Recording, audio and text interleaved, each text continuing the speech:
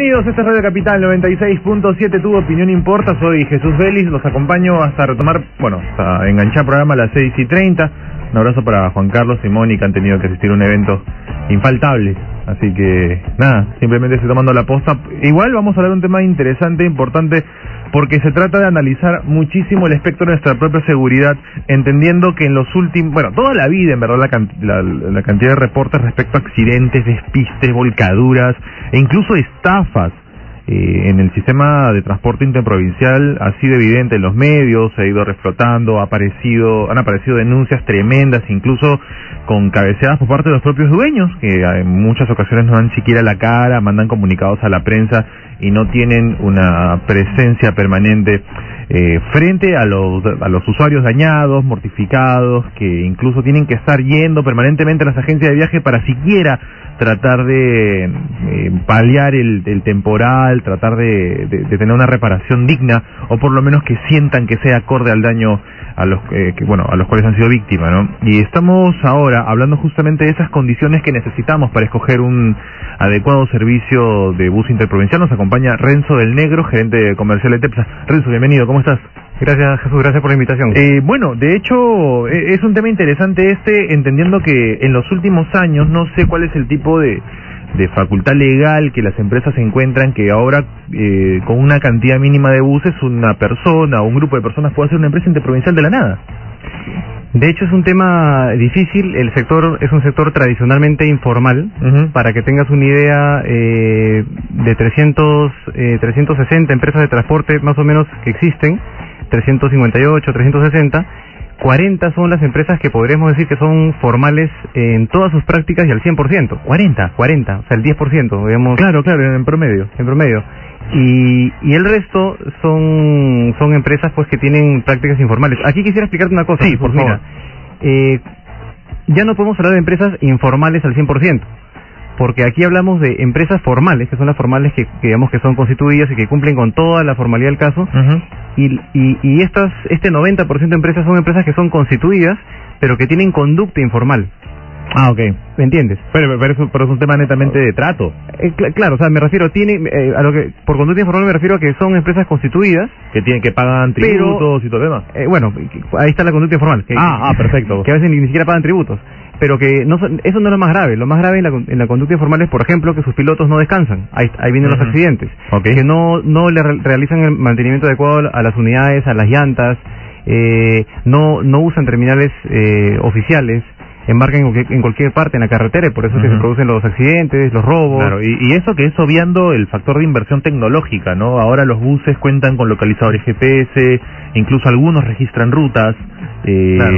Es más, los servicios de comodidad para el usuario, ¿no? Que quizás es lo último en que estas empresas puedan invertir.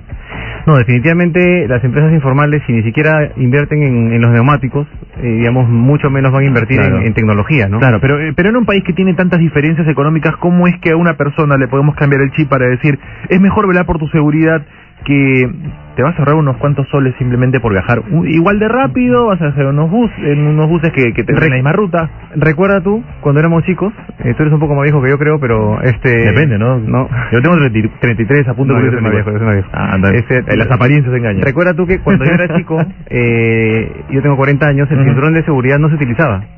Claro que no. Hoy en día nadie lo deja utilizar, y si tú subes un taxi, el taxi te obliga a ponerte cinturón. Exacto. Y si tú por ventura no te lo pones un día, sientes como que te faltara algo de la ropa o la billetera, o sea, te sientes calato. Por un tema de desconfianza. Entonces, también, eso se logró con comunicación, pero también con regulación.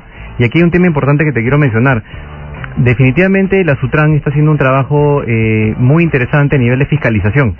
¿No? La labor fundamental de la Sutran es fiscalización, o sea, velar porque las normas se cumplan, y se está avanzando muchísimo, y se inició primero con tolerancia cero, y luego la Sutran heredó la claro. Pero ahora, ¿qué pasa? No hay un organismo regulador, y eso es fundamental, porque al no haber un organismo regulador, a un pueblo, a una población, a una ciudad, pues pueden ir muchísimos buses, claro, y la demanda no alcanza. Y ahí se producen las distorsiones de mercado en temas de tarifas, en temas de seguridad. No, y aparte que el tema tolerancia cero lamentablemente no tuvo el respaldo del gobierno que lo impuso. se quitó muchísimo presupuesto en los 3 primeros meses. Los controles eran muy estrictos. Recuerdo que familia cercana incluso trabajaba en esta instancia. Y los primeros meses fue acertadísimo, la cuota bajó considerablemente hasta que empezaron los cortes presupuestales. Y eso comenzó a hacer que los controles tengan muchas más filtraciones, muchos más descuidos. No, y de hecho no había la cantidad suficiente de inspectores, por ejemplo, por último, por temas de presupuesto, justamente como tú dices, ¿no? Exacto. Bueno, queremos escuchar tu opinión aquí en Capital 96.7. ¿Y consideras tú algún tipo de factores para evaluar qué tipo de empresa de transporte interprovincial puedes tomar? Tienes, bueno, de hecho, los que acostumbran viajar tendrán una empresa preferida, pero igual queremos saber cuáles son las condiciones que tú notas antes de escoger una empresa de transporte. Los teléfonos de la radio, 222-0575, 222-0580, 222-0711. Buenas noches. Buenas noches. ¿Qué tal? ¿Con quién hablamos? Con Miguel. Hola, Miguel, bienvenido. De los títulos Los Olivos. De Los Olivos. A ver, cuéntanos. Sí. Una consulta. A usted comentó algo muy importante. ¿Cuántas horas trabaja un conductor? Que es lo más importante. Eso se globaliza, lógicamente. Y solo justamente con las horas que trabaja un conductor es, digamos, consecuencia, más que todo porque no hay esa fuerza física para mantener el trabajo. Por supuesto, me imagino que es un trabajo agotador. Claro que sí. Obviamente, porque ahora, no son máquinas. Bueno, cuando tú viajas, son seres humanos. Claro, cuando tú viajas, te tratas de averiguar si es que el chofer que te va a llevar ha tenido esta rutina, y pasa por algún control, ¿averiguas algo o no? No, yo por lo general voy por lo formal. ¿Dónde tomas tú? Por ejemplo, cuando voy a provincia, la TEPSA, por ejemplo, que mucha propaganda es en la capital, yo pago mi tarifa normal, el precio del pasaje, lógicamente, y viajo, y veo caras diferentes. Porque son formales, obviamente, pero veo en otras rutas que son informales, el trato es muy diferente. Claro. Ahora, mi respeto para combinar, para el especialista es, el tema que están tratando es, muchos lo polemizan, ¿no? Discúlpeme el comentario, pero ¿por qué tienen que polemizarlo? O sea, sin hacerlo político, en otras palabras. No sé si estoy equivocado. ¿Político? ¿En qué sentido lo estás político? Por ejemplo, digamos, política, lo he escuchado hace un poco, hace unos segundos, lo he escuchado que polemizar ese punto con el gobierno, etcétera, etcétera. Lo que pasa es que son factores que tienen que ponerse mucho más enérgicos para el control, de eso se trata. Claro, lógico, pero el gobierno cómo lo va a hacer es la pregunta que le quiero hacer al encargado. Bueno, ¿Cómo va? ¿De qué manera? Ok, respondemos. Perfecto. Gracias, Miguel, por un abrazo. Vamos con una llamada más y luego la respuesta para Miguel. Buenas noches. ¿Aló? ¿Qué tal? ¿Tu nombre? Jesús Rodríguez. Hola, tocayo, ¿cómo estás? Te escuchamos. ¿Cómo estás? Buenas noches. Mire, con respecto a tolerancia cero, ¿por qué dejaron de darle presupuesto? Porque yo veía que ponía multas, muchas multas, a varios transportistas, que no cumplían con los requisitos, pero sin embargo se cortó. Sí, sí. Y yo pienso que del mismo cuero se pueden hacer las correas, ¿no? Caray, qué buena metáfora. Castigando a estos informales. Perfecto. Bueno, tu recomendación es escuchar en Capital, Jesús. Un abrazo. Una más entonces para el triplete y luego las respuestas de Renzo del Negro. Buenas noches. Aló. Hola, ¿qué tal? ¿Con quién hablamos? Chucho, ¿qué tal? ¿Qué tal, Andrés? ¿Cómo estás? Hola, Andrés, ¿qué tal? ¿Qué tal, Borsatino? Todo bien, viejo. Oye, ¿qué tal tu mes? Mira, te pongo un ejemplo bien práctico. Dale. Mi papá, el día lunes, han viajado a Ancash, a la región Ancash. Ya, y se han ido en una empresa que mi papá me ha contado de que paró en la garita de Ancón porque había unas niñas, unas chicas que no tenían DNI, no tenían los documentos. O sea, han bajado unos metros antes de la garita y el carro ha avanzado, ha pasado la garita y los ha esperado porque se iban a subir otra vez. Los ha esperado como cerca de media hora. ¿Ya? Entonces, el tema no solamente es el tema de sanción, claro, también es el tema de la repartición de la ruta. O sea, hay empresas informales, como dice el señor, pero lamentablemente son las únicas que van a ciertos lugares. Exacto, por un tema de demanda, dices, básicamente. No más que nada, no tanto tema de demanda, sino que simplemente no quieren ir. Ahora, si tú te vas a Huancayo un día domingo y te quieres regresar a Lima, por ejemplo, hay una oferta de tarifas, tanto de empresas formales como las informales. Así que al final de cuentas termina pagando lo que el chofer quiere. Sí, pues. Gracias, Andrés, por el dato. Un abrazo, cuídate. Vamos a una pausa y luego las respuestas entonces de Renzo del Negro, gerente comercial de TEPSA, respecto a qué tanta observación debemos colocar para escoger una empresa de bus interprovincial. Pausa para el... Seguimos en Capital 96.7, tu opinión importa, hablando de los problemas y situaciones actuales del transporte interprovincial. Nos acompaña Renzo del Negro de TEPSA y escuchábamos las llamadas de nuestros oyentes que mencionaban unos cuantos puntos. No sé si tomaste nota de alguno. Sí, claro. Renzo. El primer amigo, no recuerdo el nombre, Miguel, preguntaba por qué polemizar o por qué meter al Estado en esto, algo así. Sí. Definitivamente sin la participación del Estado no se puede hacer bien el negocio de transporte. El Estado tiene que regular, el Estado tiene que fiscalizar. Imagínate si un privado va a fiscalizar el negocio, no juez y parte a la vez, no tiene sentido, ¿no? O sea, el Estado tiene que crear las condiciones para que el negocio pueda darse de manera oportuna y, digamos, siempre en favor del público, ¿no? Exacto. Bueno, Andrés mencionaba que es el sistema que se va implementando ahora del control de los DNIs, pero que tiene evidentes carencias, pues, ¿no? Hay maneras tan fáciles de puentearse un control tan sencillo. ¿Cómo es que en TEPSA vienen subsanando esto? Ahora, la dificultad que mencionaba Andrés es que el piloto ha parado antes del control de Ancón. Las personas han caminado por atrás del control, digamos, y que más adelante se han subido. Exacto, o sea, se han puenteado en verdad el sistema. Claro, han puenteado un sistema que el DNI se presenta a la hora del embarque en el bus. Y es una obligación para todos los transportistas, para todos nosotros. Claro. No podemos obviar ese paso.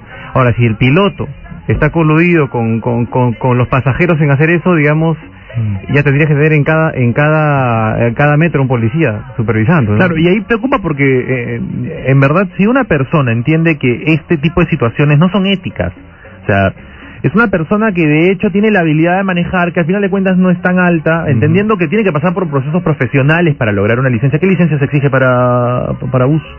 Bueno, A3.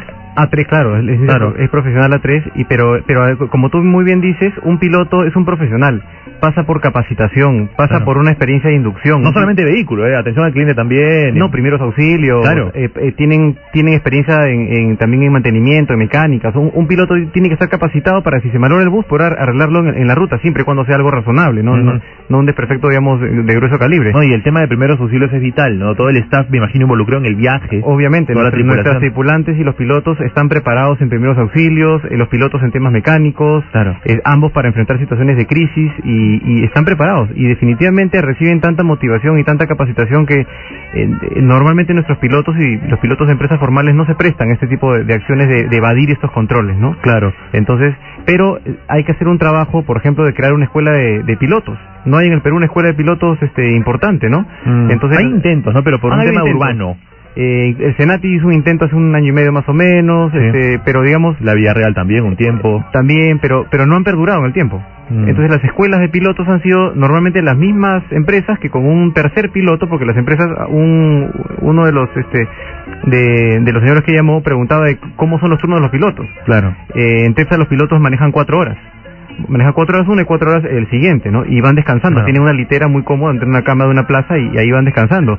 Y nosotros velamos, llegando a destino, pues tienen sus habitaciones para descansar en silencio y les damos todas las condiciones para que ellos puedan rendir en el trabajo y no estén expuestos a accidentes, ellos y obviamente los pasajeros, ¿no? Y es una reglamentación, imagino, que lleva un control sumamente estricto, ¿no? O sea, totalmente estricto, o sea, automáticamente la Sutran te detecta que un piloto manejó 4 horas y media y es una falta muy grave. Yo recuerdo incluso que en las últimas semanas se mostraron imágenes, no recuerdo si fue en Santiago o en Brasil, de un bus que estaba yendo por la carretera y estaban grabando el camino.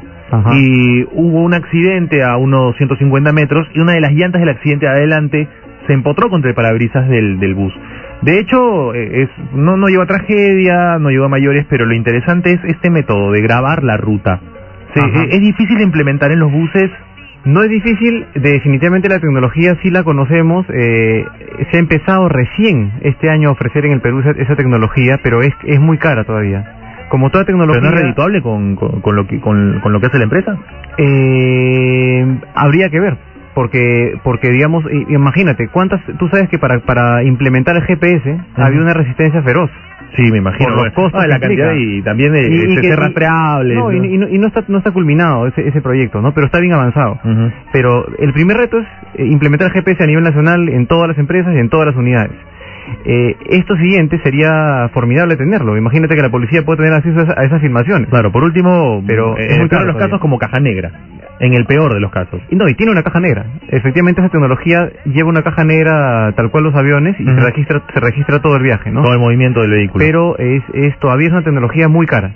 Bueno, vamos a escuchar a nuestros reporteros en calle en este momento. Tanto Jorge Chávez como Eduardo Juárez nos tienen la opinión de la gente en la calle a esta hora en Capital 96.7. Adelante.